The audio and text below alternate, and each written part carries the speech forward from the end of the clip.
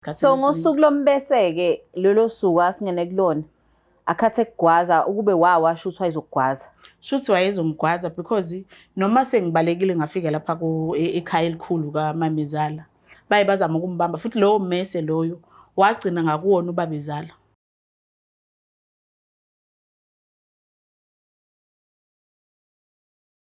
Sanibingelela nonke babukeli be-Black Life TV kwesinye isiqephu esithi ngabuyelana emendweni nihleli noLungster. Namhlanje sihleli nodadewethu othi-ke naye ufisa ukusharisa sakhe istori. Sawona? Yebo mama njani? Ngiyaphila njani? Ngiyaphila. Ubingelela babukeli emakhaya uzisho igama nokuthi uphuma kuphi. Sanibonani babukeli emakhaya. Igama lami nguNwabisa waKaMtolo ngidabuka eMzimkhulu esigodini sake Mantshahlolo.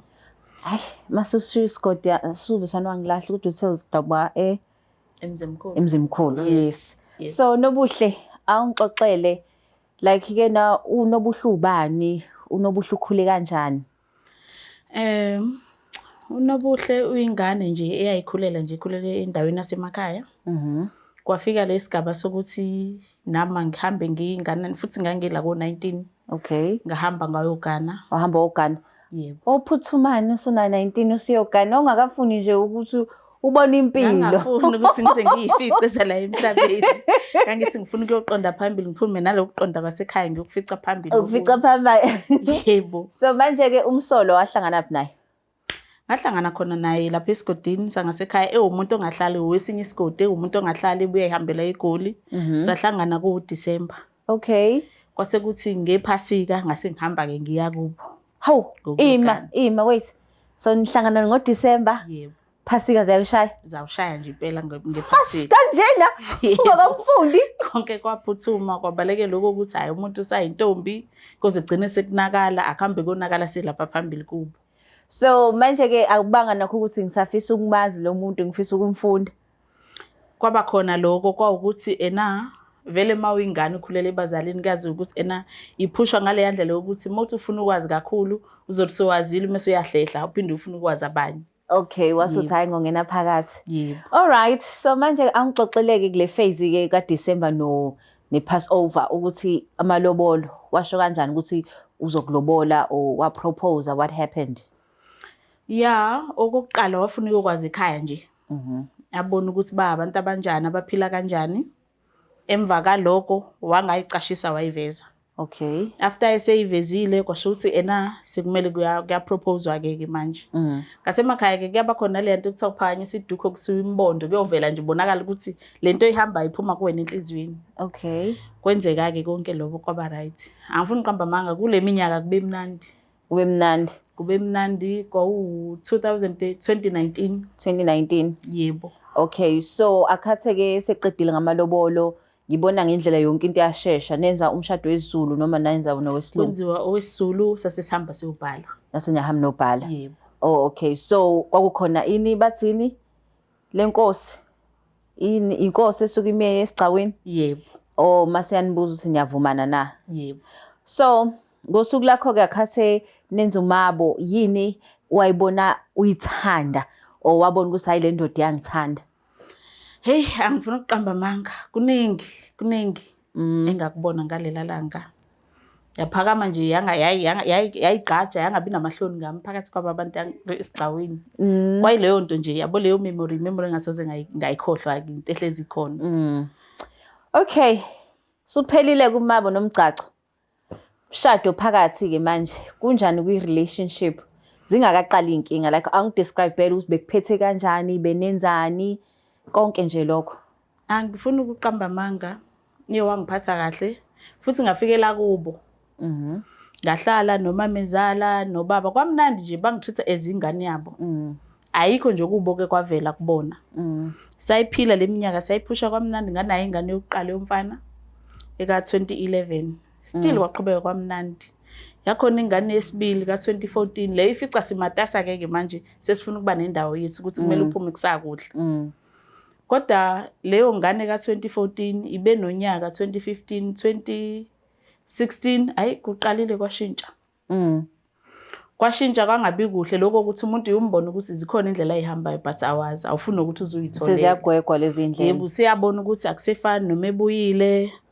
yaba khona ngalolo suku wahamba edrobheni engasahamba nayo kwelinye ilanga angabuyi abale inkinga nje ezithi azibe nzima kodwa ekugcineni ngagcina mina sengiyitholela kade ngihambile nabanye omama kuyophekwa sengumama phela nami siyahamba imicimbi kwase ukuthi mase sibuya ngithi ngiyongena endlini ngangena nje kitchen ngihamba ngiyongena endlini ngamfice lapho nomakhelwane intombazana kamakhelwane esithi masixoxa noma siyowasha sithini nje sixoxa nje yazi ukuthi ngumuntu ongathi utotosiwe phethwe kahle ngithe mengibabaza lelo bhadi ukuthi hawu umakhelwane kwenzakalani la endlini azange sibe nampi kakhulu nomakhelwane umuntu oba inkinga wanempi nami umfana indoda yami obaba oyingane ngisastaki kule yamakhelwane so manje kamakhelwane manje kuwashwa yena wena umxoxela okumnandi yena usebona ukuthi sekufanele yena yebo futhi nawe yababaza ukuthi hayi ngeke wakhetha kahle ngitshela ukuthi yangijabulela futhi umuntu mengathi yakujabulela ayikho into ongayixoxa kuyena of course ayikho into engayixoxa bese ngize ngiyithathe ngazi ukuthi ngathi ingane yakho noba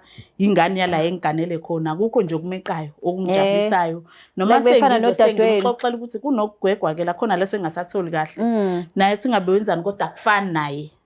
So manje akhathi ukukhuluma ngalezi igwegwe yena uyazi ukuthi uyena isigwegwe yebo futhi akayivezi ukuthi uyena uyangidabukela uthi ngabe ubani lo semshintshe umqondo uyafisa ukumanje nje benami ngifisa ukumazi kodwa wakwasho ukuthi iphuma wathi mengithi ngiyabika lo daba lami ngidabukisa naye ngathi yangidabukela wathi kodwa usamncane oyimpilo isakhona mawukuthi yakhuluma naye akakulaleli ngcono uhambe ngiyibuze ke mina mengiyibuze ngiyaxoxa naye ukuthi ngizohamba ngithini ngoba ingane nazi nginazo zo2 athi ingane azisho lutho zine ekhaya labo zinobaba wazo uzoyidecide wena ukuthi mhlawumbe uhamba nazo noma uyayishiya la shuthi yena sayibona umama yebo okay so ubabamba nini ngathi ngibabamba ngezikhathi zantambama sihambile emcimbini and umcimbi lo umcimbi omndeni wabo umfana so shuthi wacabanga ukuthi kungenzeka ngibuye noma ngingabuyi kodwa indawo yethi ayibe seduze sabuya futhi mengibuye ngihamba naye uma wakhe umamezala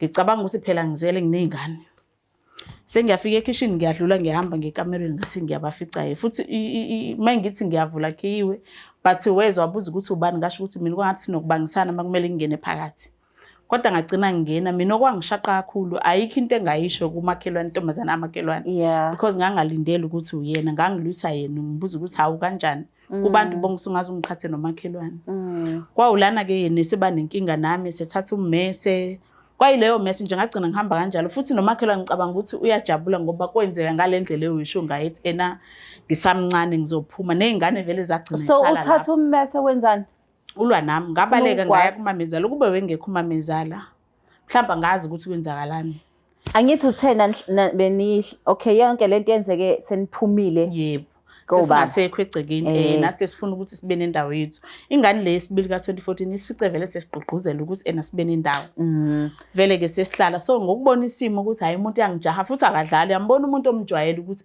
ke sikhathi yadlala uba nje medlala yambona neserious emveni koba eseqale ukushintsha ngangithi mangibuza ukuthi hayibo kwenzakala nabe umuntu ongishintshela ngendlela engayi-understand futhi kugcina kube khona ungakhulunyiswana nangakusasa futhi mangibona ukuthi unalowo ukuthi angangikhulumisi ngingaxwayi ngive ngishiye ngihambe ngiyoba busy lapha komamezala ngingafuni ukuthi yilowo ngibhekene naye kesinye isikhathi ngangibe ngireport komamezala kesinye isikhathi ngareport and nabo babe dideka because abamazi njalo esikhathini so ngosuku lombese ke lolo suku asingene kulona akhathe kugwaza ukube wawasho ukuthi wayezokugwaza shuthi wayezongigwaza because noma sengibalekile ngafika lapha ekhaya elikhulu kaMamezala baye bazama ukumbamba futhi lowo mese loyo wagcina ngakuwona ubabezala wafika ngisho nawe endlini egcekeni yebo into etshengisayo ukuthi ngempela leyo nto wayezoyenza manje ugwazela ukuthi ufuna ungaxoshi lo ngena kanjani kwakhe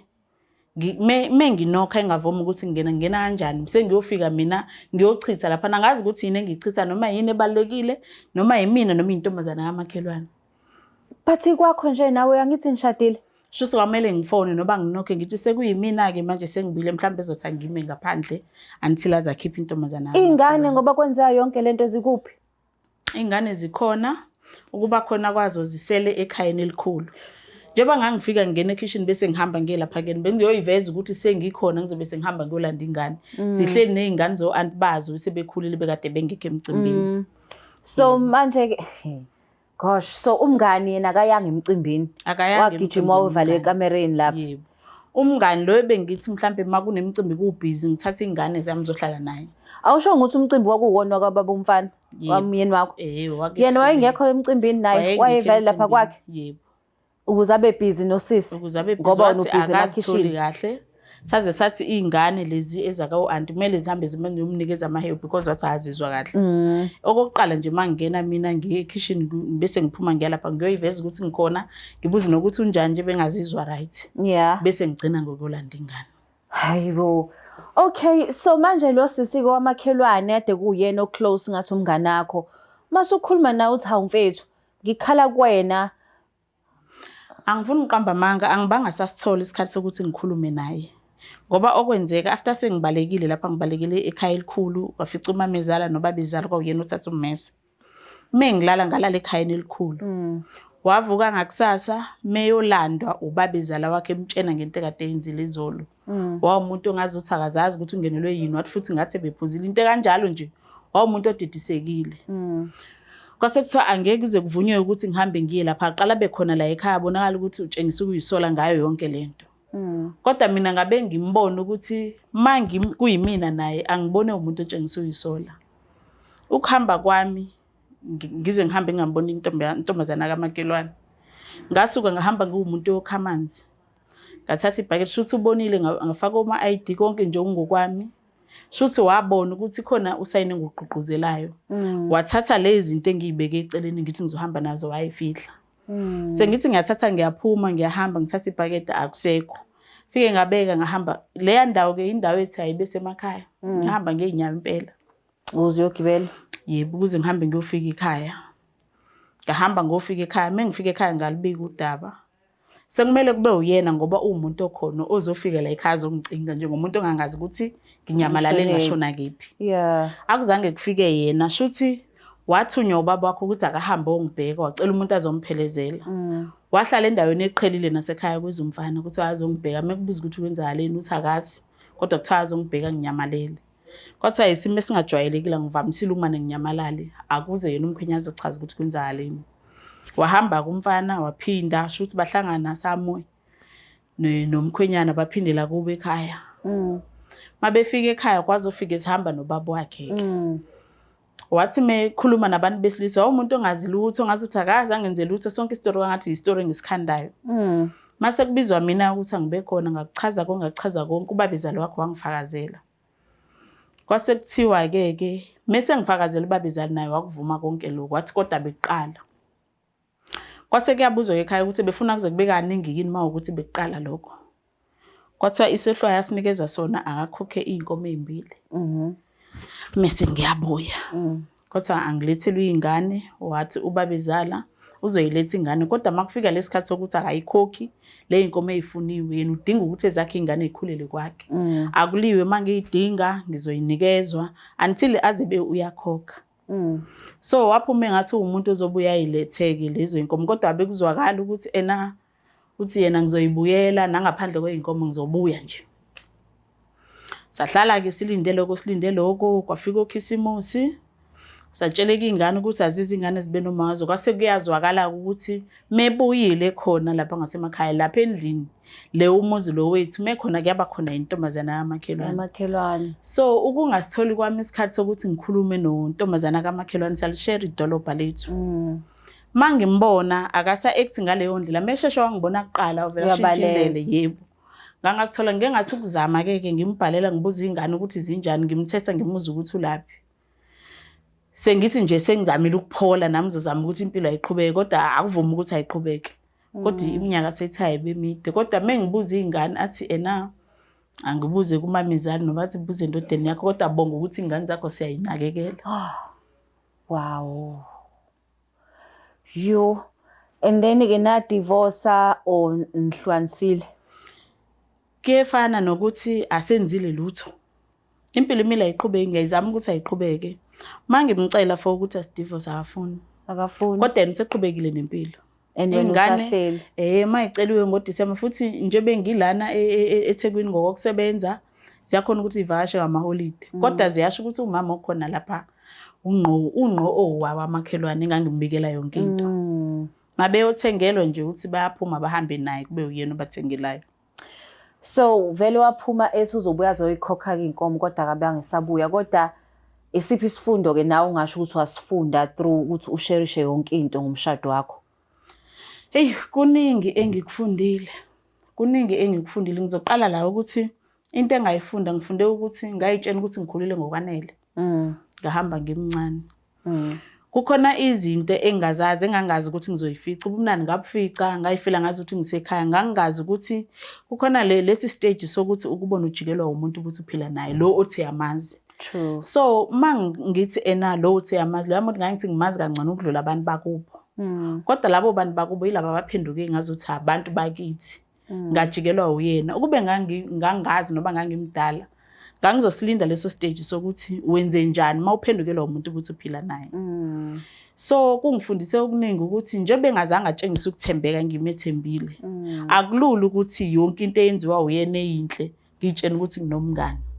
Empilweni ngafunda ukuthi umngani akube uma wakho. Futhi nanodadewenu mancane amathuba ukuthi ungamethemba manje. Ungathi amxoxela udadewenu mhlambe bengayithandi kwalolu hambo oluhambile. Aphuma mbobukisa ngalo kubantu abaxoxele. Momxoxela izoba ngazuthi yakudabukela because ngisho njalo nje ngifunde kule ntombazane nje bibu umakhelwane ayikho into besingayenzi. Ngisho ingane ngisho ngithi ngikhulisele because besithi mesibhizi sihamba ngicele yena ngoba ethi hayi ngikhona. Ayikho into bengayazi ngami. So isifundo engisifundile kunanokuthi uzinto ebhlungu ikulimaza ihlale kuwena ngaphakathi ngoba iyakulimaza moyigcinile. Ngcono ugibela itaxi ufica umuntu ongamazi. Ukhiphe yonke into yakhe lapho phakathi because uzomgcina lapha etaxini. Noma engehambe ubukisa ngawaxoxa uzothi ingane bengigibele nayo. Kunanokuthi ulinyaze umuntu ukuthi usondele naye la eduze ushare yonke into kanti yena yakutshena ukuthi ena noma ingajabula kodwa kuyogcina mina. Usumtshena izikhali zakho zokudabukisa akutshena ama-option ukuthi hamba usamncane. Sho ukuthi ngenkathi ethi hamba nawe uyavuma ukuthi hayi ungikhonzile kanti uthi hamba udedele mina. So into yomngane into engekho ngcono ube nomngane nomzali especially mina ngizalwe namantombazana eyodwa samantombazana asibabili nabafana ababili. So kwantombazana leyo ekuthi udadewenu mancane amathuba ukuthi uyethembe ngoba naye suka inabangani. Hayi yazi yanzima lento oyixoxayo. But-ke wena-ke have you moved on mhlawumbe uthola umuntu?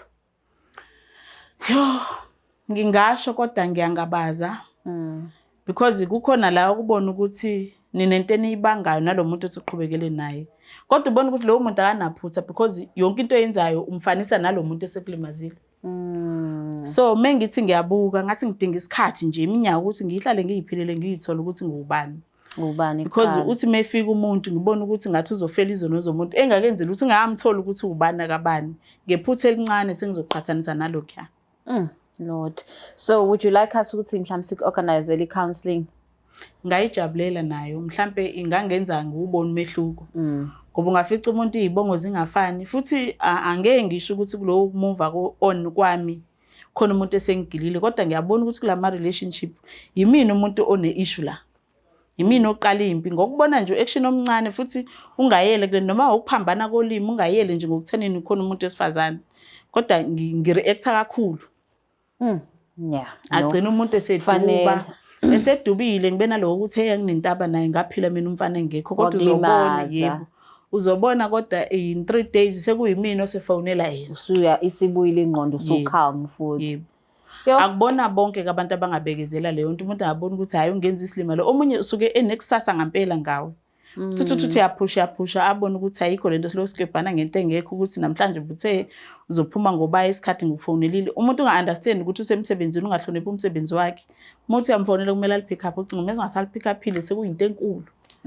Engizophinde ngiyisole ngabe mase ngifona down lo muntu akasekho lapho. I know sizo-offerisha i-counseling uthi ukukhuluma nabantu ukwazi ukugonyuluka. Njengoba usho ukuthi yena ngcono mawukhuluma nomuntu ongamazi futhi ongeyelokho akujaja.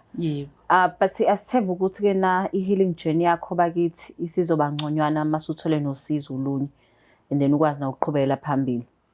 Mhlawumbe ngangijabulisa. Siyabonga kakhulu. Nayizwela ababukela emakhaya ukuthi-ke na kufanele sixoxe zonke izinto ngemishado yethu. Sometimes ngazi uxoxa ukuthi uyangihlukumeza ungenza ukuthi ngisho noma right khona ezojabula akuyeke phansi ibhlungu kakhulu lento. Hayi nezwe lababukeli beBlack Life TV, but-ke asiphela amandla. Abafani bonke abantu ukuthi lokuphathe kabi akusho ukuthi nalo uzokulimaza futhi. Siyabonga kakhulu ukuthi beninathi-ke namhlanje kuhlelo lethu ukuthi ngabuyelana emendweni. Please don't forget to share, like and subscribe. Sinithanda kakhulu. Thank you. Black Life.